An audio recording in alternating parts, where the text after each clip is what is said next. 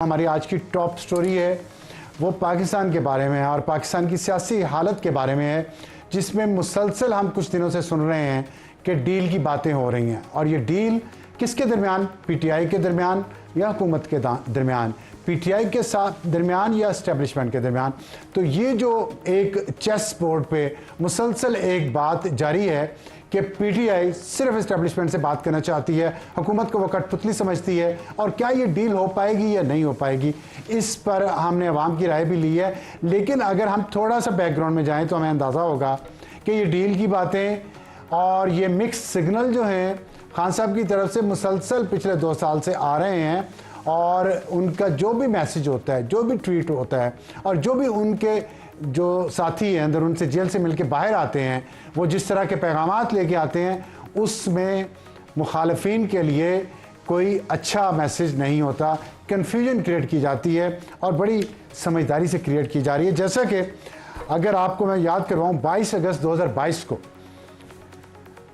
जबकि अदम एतमाद कामयाब हो चुकी थी और शहबाज शरीफ पीडीएम के प्राइम मिनिस्टर से उस वक्त जनरल बाजवा और इमरान खान के दरमियान पहली मुलाकात, खुफिया मुलाकात हुई अवान सदर में। सदर आरिफ अलवी थे, लेकिन जलसों में खान साहब उनको मीर जाफ़र और मीर सादिक से तशबीह दे रहे थे और उन्हें कह रहे थे कि उन्होंने मुल्क से गद्दारी की है। उसके बाद फिर सितंबर 2022 में उनकी जनरल बाजवा और इमरान खान की दूसरी मुलाकात हुई अवान सदर में। उस वक्त भी पब्लिक में यही हालात चल रहे थे, लेकिन अंदर मुलाकातें हो रही थी और डील की कोशिशें हो रही थी।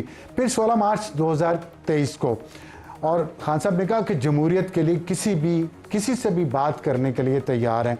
फिर 12 जून 2023 को उन्होंने कहा कि मुज़ाकरात सिर्फ आर्मी चीफ से करूँगा, वज़ीर आज़म शहबाज शरीफ से नहीं।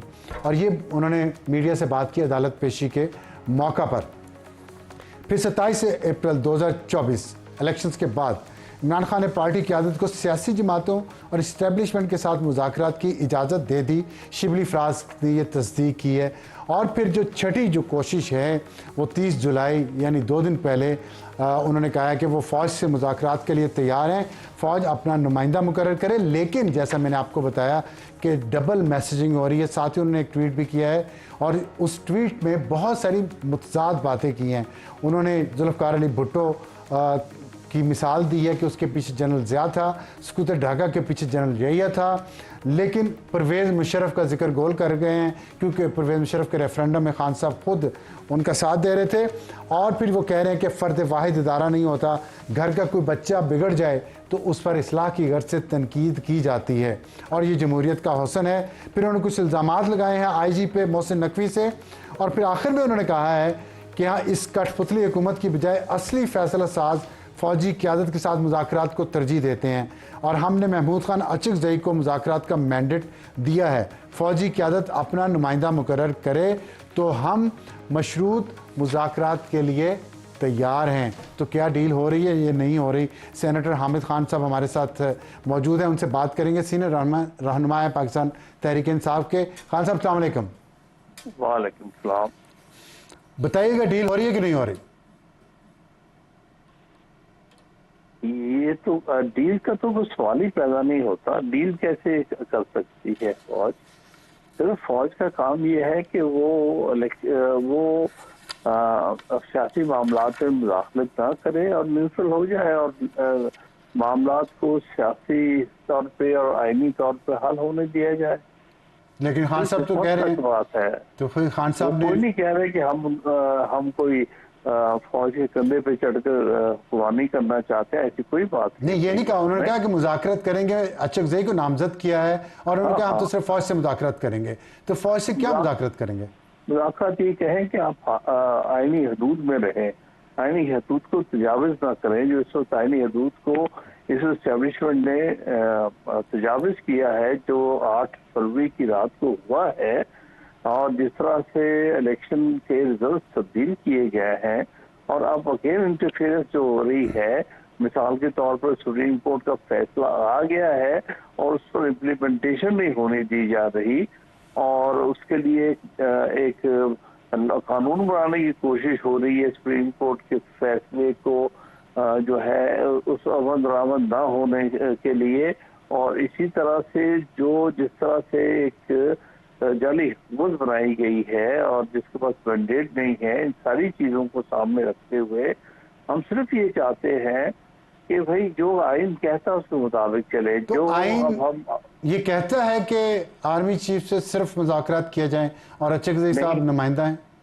नहीं, आइन बिल्कुल ये नहीं कहता और ना ही इन्होंने ये कहा है। ट्वीट है उनका, ट्वीट है उनका, ये देखिए स्क्रीन पे आप ट्वीट देख रहे होंगे। नहीं, मुझे तो फिर इल्म नहीं है ना, मैं इस चीज को समझता हूँ। आप इसको इंडोर्स नहीं कर रहे, तो ये तो बड़ी अच्छी बात है। नहीं, मैं तो बड़ी क्लियरली जानता हूँ कि हम कोई फौज का सियासी इसमें कोई किसी किस्म का रोल नहीं। तो फिर आप खान साहब को क्या मशवरा देंगे जब खान साहब बार बार ये कह रहे हैं? खान साहब के मशवरे के जो मैं देता हूँ वो मेरे और उनके दरमियान है, लेकिन एक बात सुनिए कि हमारा स्टैंस बड़ा क्लियर है।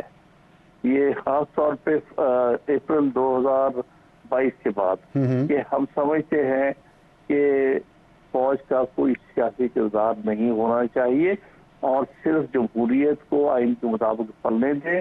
और अभी इस वक्त जो भी हो रहा है, यदि एक जजमेंट जो आ रही है उन पर इम्प्लीमेंट करें और हमें मौका दें ताकि हम मजीद कानूनी कार्रवाई कर सकें, उसका इम्प्लीमेंटेशन हो सके। खान साहब, मैं आपको थोड़ा सा माजी में लेके जाना चाहता हूँ। एक आपको याद है वकला तहरीक की रूह रवां आप थे और आपकी तकरीरें हमारा खून गरमाती थी।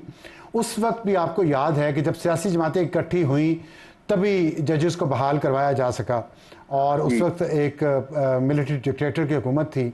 तो आप नहीं समझते आपने सियासी जमातों के ज़रिए इतनी बड़ी कामयाबी उस वक्त हासिल की, आप नहीं ये समझते कि इस वक्त भी अगर सियासी जमातें आपस में बैठ के मुज़ाकरात करेंगे तभी आप पार्लियामेंट को या जमहूरियत को मजबूत कर सकते हैं, ना कि अगर खान साहब मुसलसल यही कहते रहें कि ये कठपुतली है और मैं तो सिर्फ फ़ौज से मुज़ाकरात करूँगा?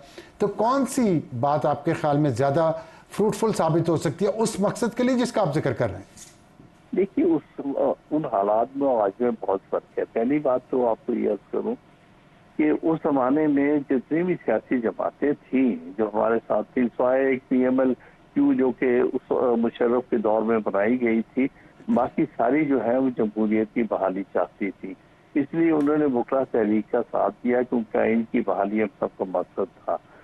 अब जो सूरत हाल है वो है 8 फरवरी के बाद जो कुछ किया गया है उसमें जो रिजल्ट जो कौम ने मैंडेट दिया है उसको खत्म करके उसकी जगह की जाली मैंडेट कुछ जमातों को दिया गया है।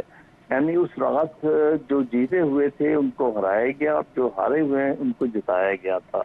इसलिए मैं नहीं समझता हूँ कि जो हुकूमतें बनी है, जो 3 सियासी जमातें हैं, बाकी सबसे हम बात करने को तैयार है, PMLN, पीपल्स पार्टी और MQM, जिन्होंने हमारी सीटें चुराई हैं, हम उनसे क्या बात करें? ये आप नहीं समझते ये एक गैर सियासी बात है?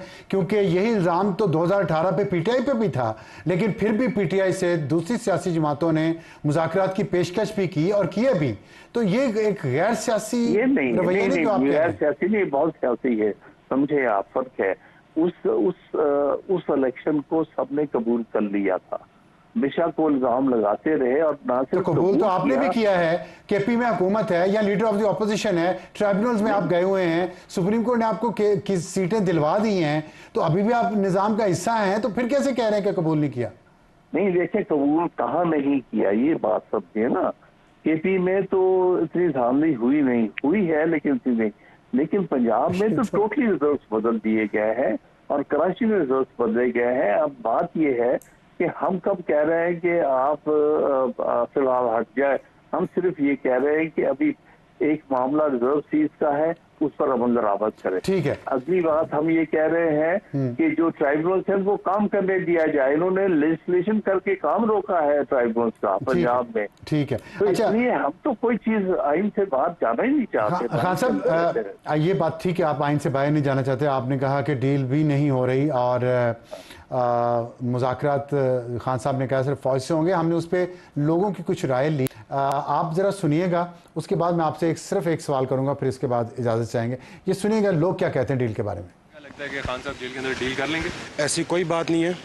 खान साहब की तरले मिन्नतें तो हो रही हैं, लेकिन खान साहब डील बिल्कुल ना डील होगी।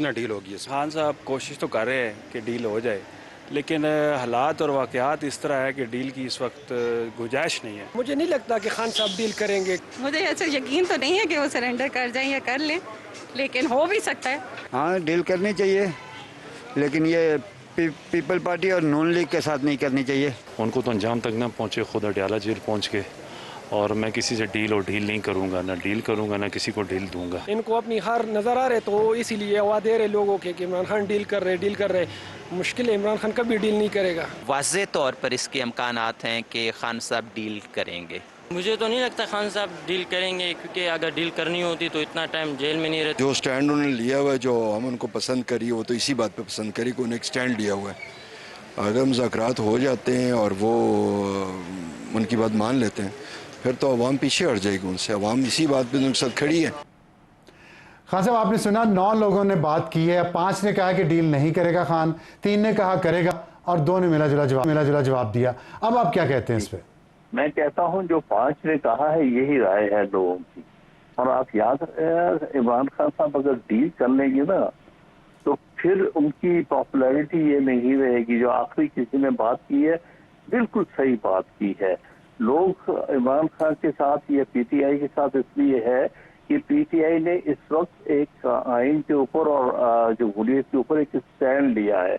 उस स्टैंड की वजह से कौम और लोग इमरान खान के साथ हैं। ठीक है। अगर इसमें उन्होंने कोई नरमी दिखाई या तब्दीली की तो उससे उनकी पॉपुलैरिटी इफेक्ट होगी।